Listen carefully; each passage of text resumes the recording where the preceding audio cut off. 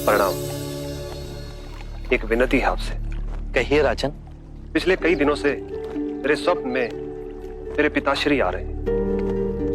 मैंने ब्राह्मणों से भी इसका अर्थ पूछा तो उनका कहना था कि तुम्हारे पिताश्री को शांति नहीं मिली, उनके लिए पूजा करनी हो, यज्ञ संपन्न करना होगा। आप तो परम ज्ञान का स्वरूप है, तो विनती है आपसे कि पूजा विधि आप ही के हाथों से हो, जो मेरे पिताश्री तक पहुंचे, उन्हें मुक्ति मिले, जीवन मरण के इस चक्र से वो मोक्ष पाले। अवश्य राजन। आप मिट्टी के 2 घड़े मंगवाइए, एक में घी भरवाइए और एक घड़े में कंकड़ पत्थर भरवाइए, और उन दोनों घड़ों के मुंह कपड़े से बंधवा दीजिए और उन्हें लेकर नदी के तट पर आइए। मैं वहीं आपकी प्रतीक्षा करूंगा। मैं भी इसका प्रबंध करता हूं महाराज।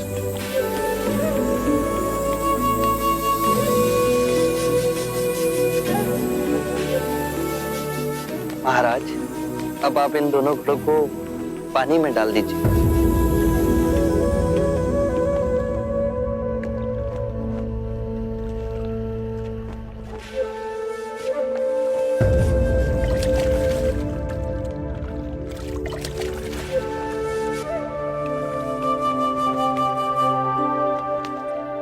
महाराज, अब इन दोनों घड़ों को आप तोड़ दीजिए।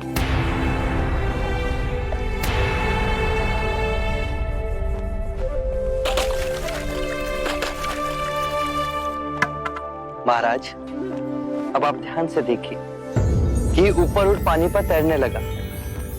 अब बताइए, मेरे या किसी और के पूजा पाठ करने से क्या ये घी नीचे बैठ सकता है? असंभव।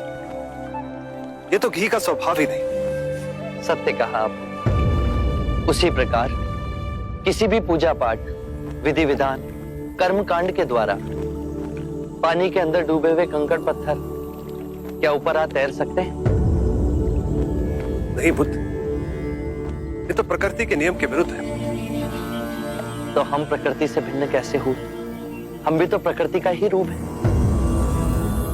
सत्य कहा बुद्ध। एक सत्य ये भी है राजन, यदि हमारे पूर्वजों ने अपने जीवन काल में कंकड़ पत्थर बोए, दुष्कर्म किए, तो वो स्वाभाविक ही कंकड़ पत्थर की तरह नीचे बैठ जाएंगे।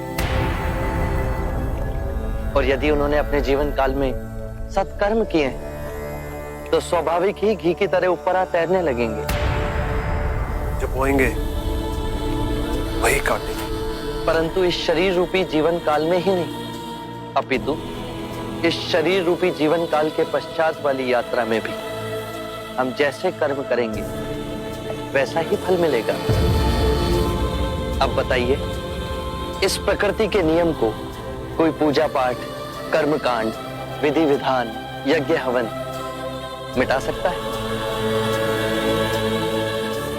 राजन, मैं भी इसको नहीं बदल सकता।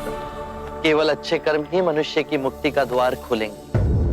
ये कैसी तलवार है आपके हाथ में, जो एक क्षण में सारे झूठ काट केवल ज्ञान को प्रकाशित करती है? ना जाने कितने जन्मों और भटकता में यदि आपकी कृपा ना होती, इस एक क्षण में आपने अपनी अदृश्य तलवार से मेरे अहंकार का सर भी काट दिया। धन्य है प्रभु।